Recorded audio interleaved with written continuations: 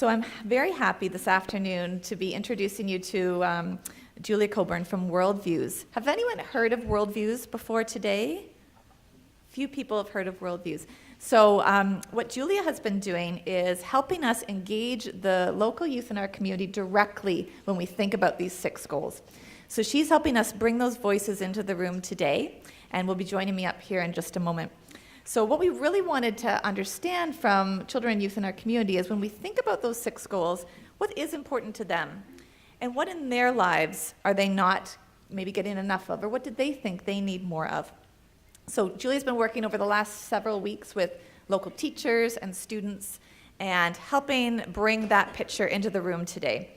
So I'll just tell you a little bit about Julia. She's the executive director and co-founder of WorldVues.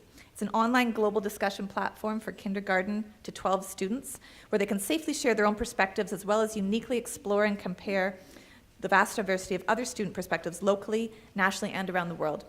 Julia has her bachelor in biological anthropology and political science from the University of Toronto and a master's of environmental studies from the University of Waterloo, and has a diverse professional background in conservation biology, international development, and urban planning. So before Julia joins me up here, I'll just start with a quick video.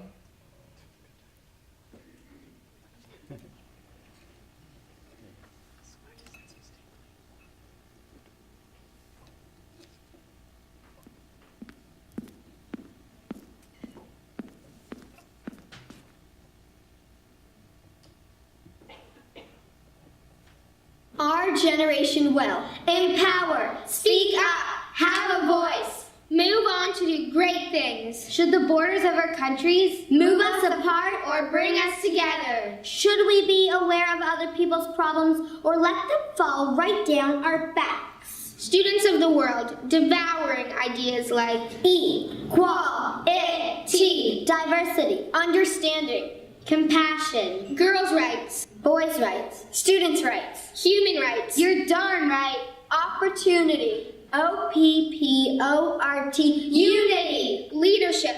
We all have a voice, and we will raise them like flags, like hope, like children. We have to get our act together this generation. But if we have no conversation, we're letting a small problem become a big situation. Through conversation, we can figure out the kind of impact we will make. Our footprints are going to be there for our children, and our children's children, and our children's children's children.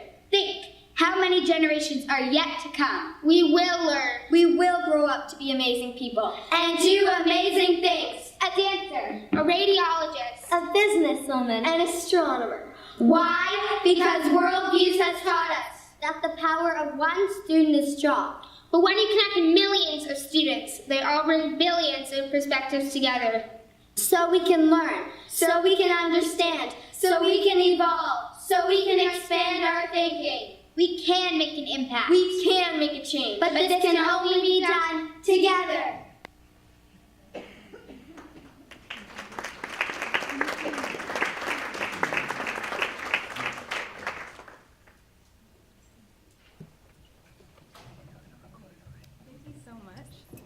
Okay, perfect.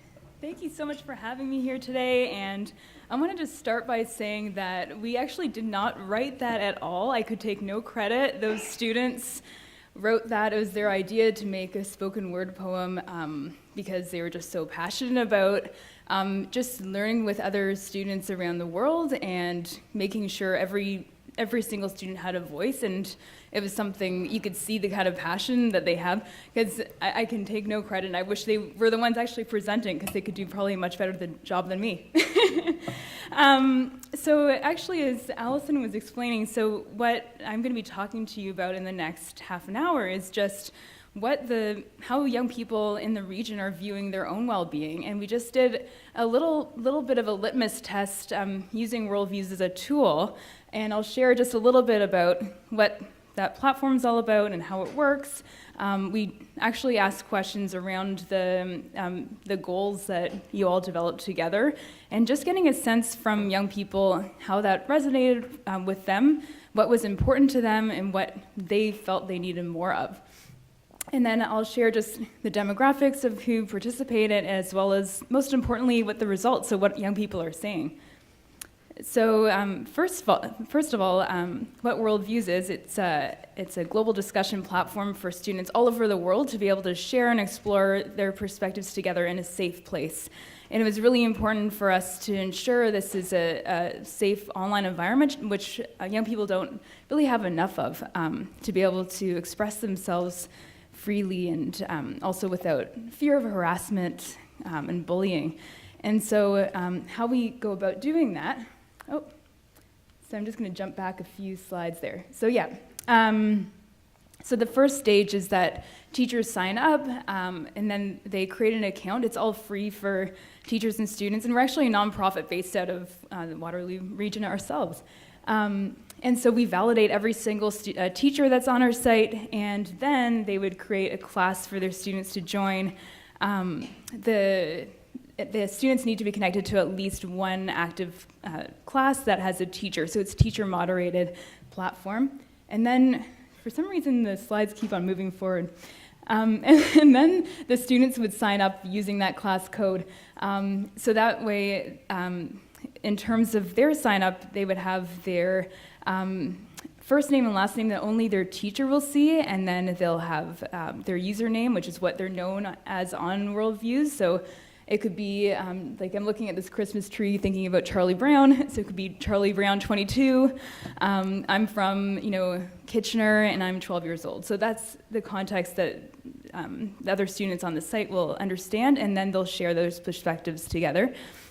The other thing was we have a profanity filter running through the entire site and a flagging system if anything comes up in terms of inappropriate dialogue, so that would raise a flag to the teacher of that student, to us at WorldVues, and the student themselves, so we all have the ability to take it down, but I think, and the teacher can see all of the activity of their own students, so there's a lot of safety mechanisms we have in place, and a lot of really interesting opportunity we want for young people to be able to join different conversations. So this is kind of what the site looks like, just how they can launch into different discussions. So there's about 420 discussions on there right now. I pulled up the children and youth planning table discussions that are on the site right now. And so there's different big topics that they can join in. They can also search topics in the right-hand corner on things that they're interested in whether it's space exploration or climate change or current events, all sorts of different things. And then they can jump into these dialogues. So they would click on a discussion question, and then they could see there's no videos of actual students when they're responding, but there could be video questions that come from whether we're partnering with nonprofits or we have, classrooms themselves are asking their own questions. And then students can choose which answer connects to how they think most closely, and then they always have to write in a qualitative why they think the way they do. And this is important because this is very much a learning tool, and our idea is to have as many and diverse perspectives as possible so that students can have a deeper understanding of how people are thinking around the world and in their own communities, looking at different types of perspectives and ways of looking at things. So there's lots of different filters on there by geography and things like that. They can compare answers quantitatively and qualitatively, so they're actually able to kind of dig into data themselves and just get a better sense of what's happening in the world, and it helps. A lot of the time young people are saying this is helping them to care about what they're learning about, because if they're hearing it from another young person, it's a very different thing than sometimes an adult talking about them, about an issue to them. And then the last thing, before I kind of jump into the child and youth planning table discussions, is this idea of a mind shift. So if children or youth, they change the way they're thinking about an issue, they're able to share this mind shift, which is pretty cool. And throughout conversations, that can happen a lot. So what happened with this particular initiative was we asked two questions. The first was, and sorry, I have your faces up there, but you had these great little videos.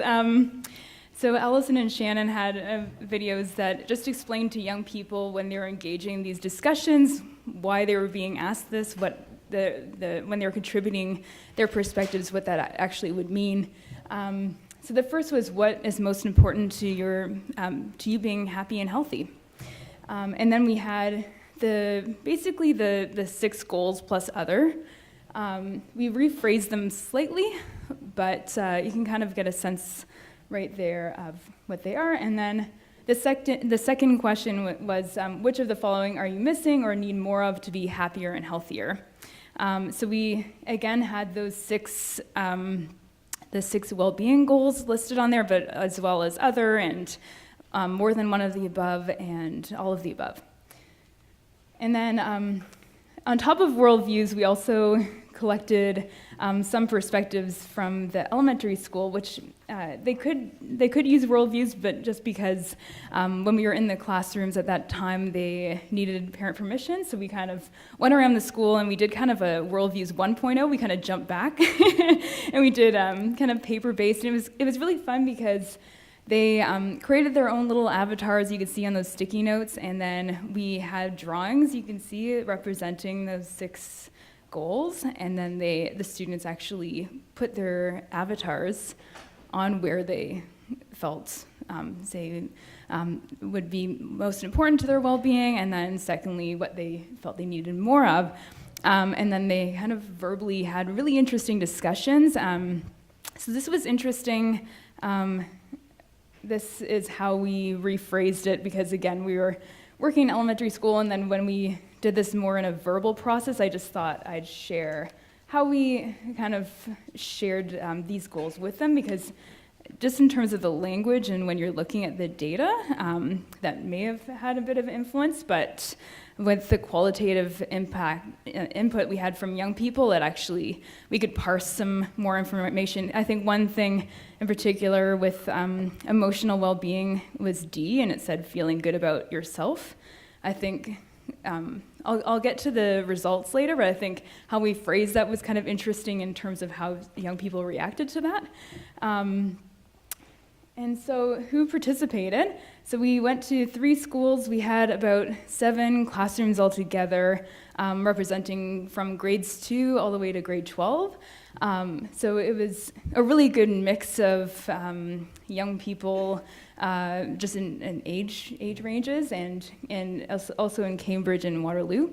What was really fascinating about this process, both with the elementary level and the high school level, is the kind of dialogue that came from learning from young people directly, and how that actually initiated a lot of learning in the classroom itself. So the teachers that were involved were saying that they learned so much from their students that they had no idea that they were thinking these things, and the students themselves were really interested that they had this opportunity to be able to share directly what made them happy and healthy. And so I think that was a really interesting result. And so in terms of the first question, we had 129 responses, and I shared here just a breakdown of the age ranges that responded, so a little heavier on the elementary ages. And then the second question, we had fewer responses, but a little bit more of the high school age group is well represented. But in terms of the data I'll show now, we actually broke down between elementary and secondary, because there was quite a bit of a difference between how they were thinking about their well-being. There were some similarities, but also some differences. So the first, I'm going to share this overall. It's similar to Worldviews and how that works. That first the quantitative, and then get into the qualitative. So first the overall, what are the major patterns, and then what are some of the things that young people were actually saying. So the first was, in terms of elementary students, what is most important to you being happy and healthy?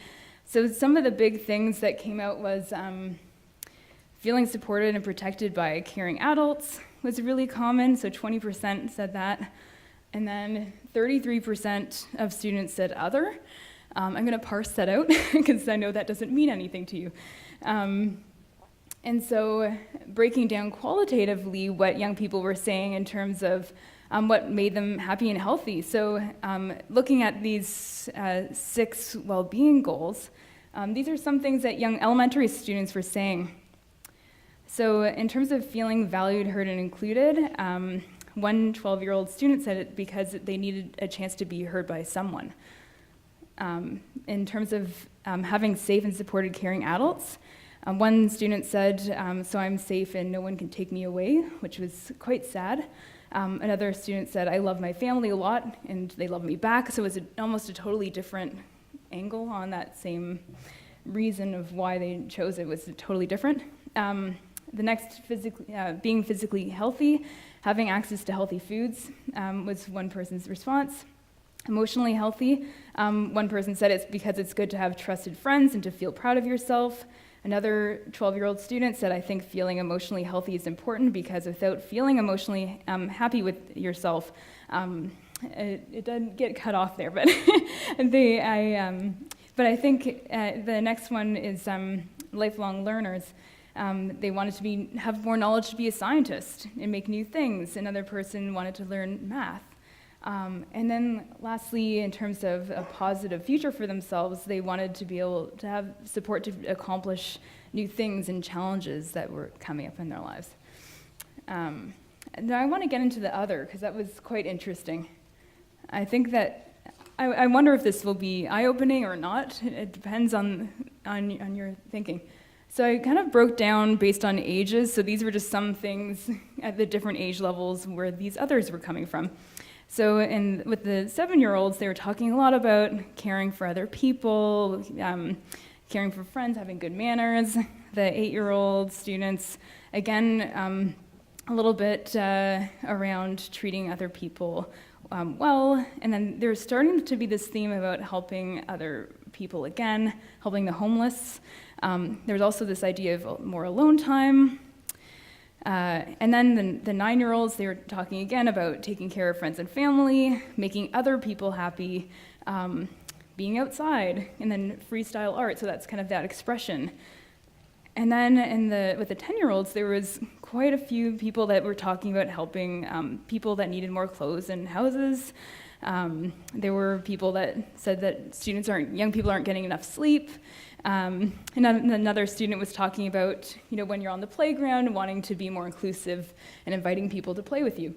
So it just seemed, just looking at these answers, and I wonder if this is maybe when you're having a discussion later, but it seemed to me that quite a few had to do with kind of emotional well-being, but it wasn't so much, that's why I wanted to draw that attention of how we phrased it, because we phrased their emotional well-being on how they feel about themselves, but this was actually, a lot of what they were saying was their interpersonal relationships and how they were treating other people and how that interaction was happening.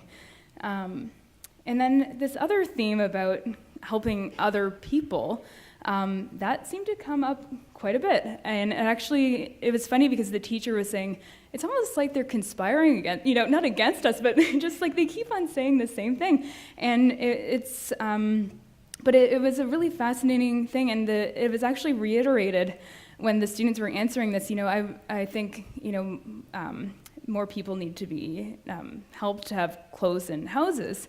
And then the teacher was saying, is that going to help? I just want to make sure, is that going to make you happier and healthier? And the students were going, yes. So, that actually was really fascinating, especially to have that validated. They understood what that meant. They knew what the question was, but that's actually how they were feeling. And so that's why I wanted to add this emotional health in there, and perhaps this idea of community connectedness, maybe it's another big theme that's starting to emerge. Okay, and then on to the secondary students. What's most important to them being happy and healthy? So big things, they answered a lot of these goals. Again, they hit on a lot of them, but two big ones were having access to healthy foods and opportunities to be physically healthy, and feeling emotionally healthy just became really prominent answers. So 28% talked about being emotionally healthy. So some of the things they were talking about in terms of that, feeling valued and heard. So again, because students responded, they answered with all of those different goals. So one was that they felt that it was most important to them.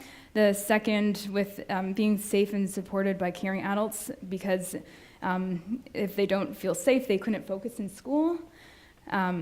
Being physically healthy, because it's really, one student was talking about how it's important in basically everything they do.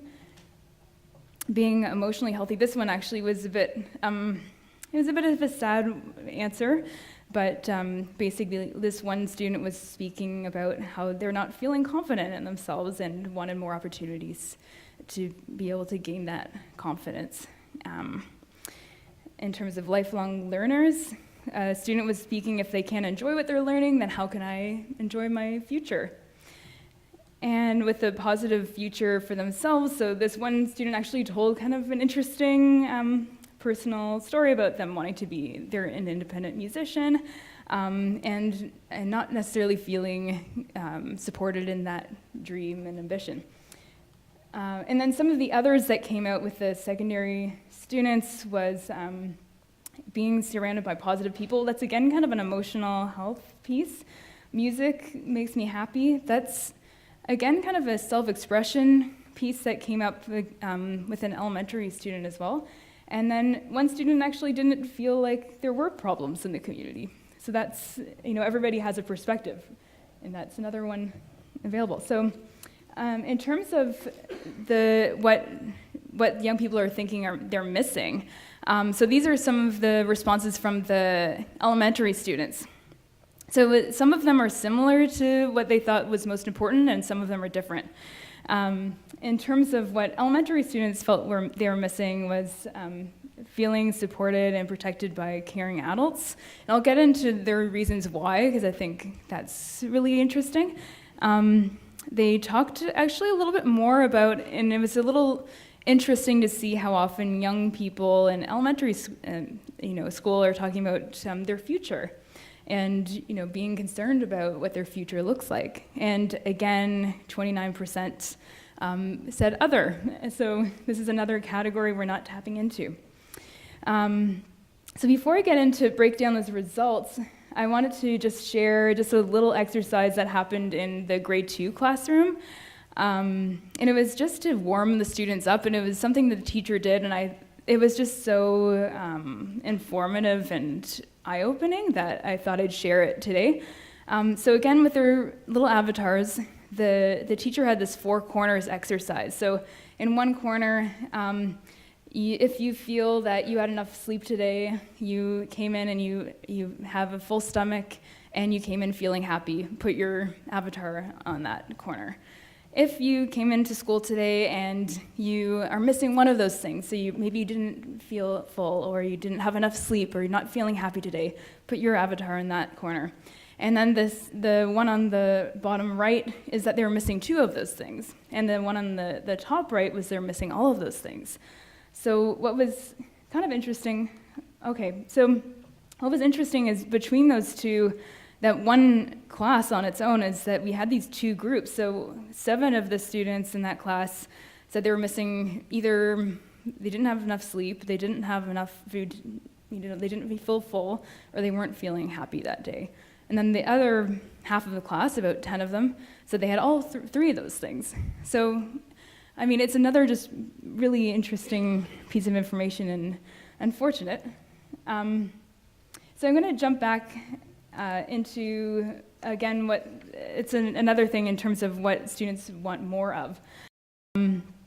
So in terms of feeling safe and supported by caring adults, a lot of young people were actually just talking to the fact that they wanted more time with their family. They really enjoyed spending time with their family and friends and didn't feel like they had enough of that. So in terms of being physically healthy, one student spoke about wanting more food in their nutrition basket at school. Another was speaking about having less littering and dangerous littering at school, smoking. Another student talked about having less electronics and playing more outside. And then that led to a really interesting conversation about young people in that class were talking about how much they wanted to spend more time outside. And it was a really fascinating discussion that just opened up with that.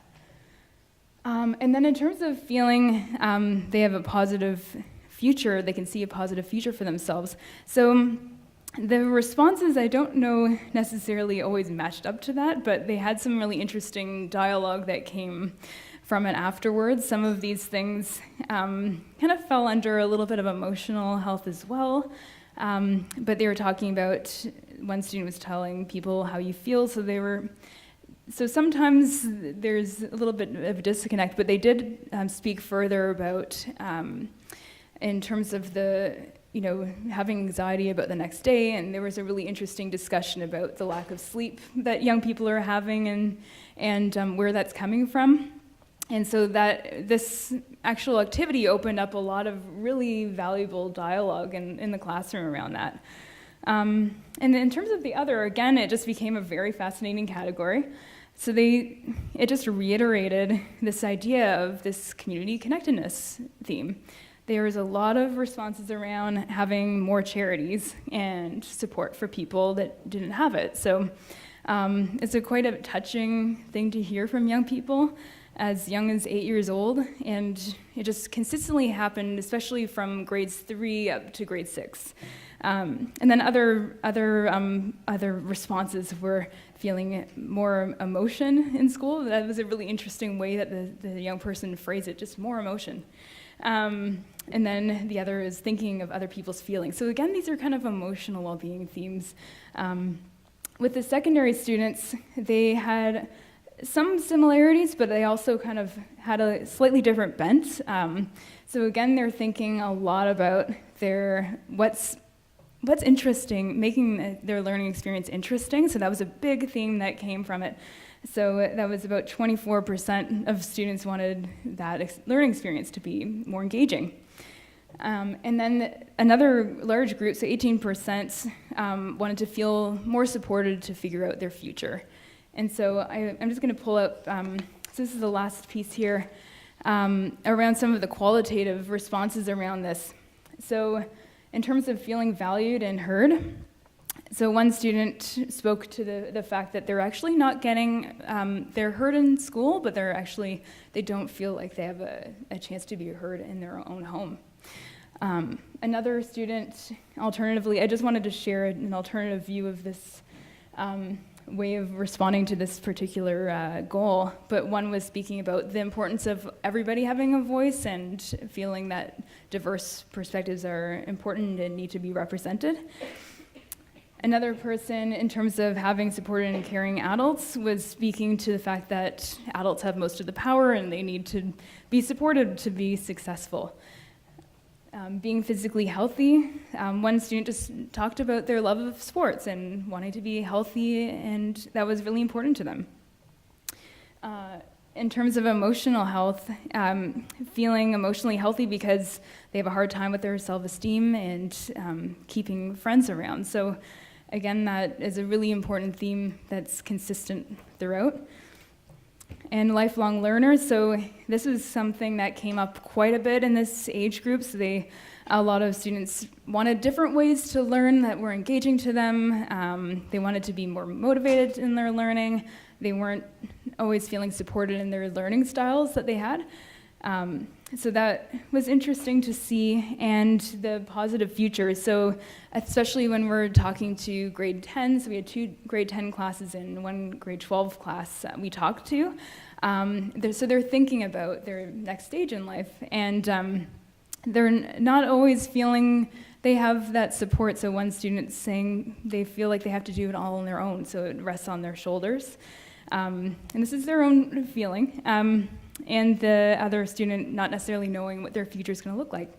So yeah, this is just a basic, almost litmus test, and maybe some things you already knew and experienced and heard from young people you're working with, but just a little bit more information to provide insight into the work we're doing.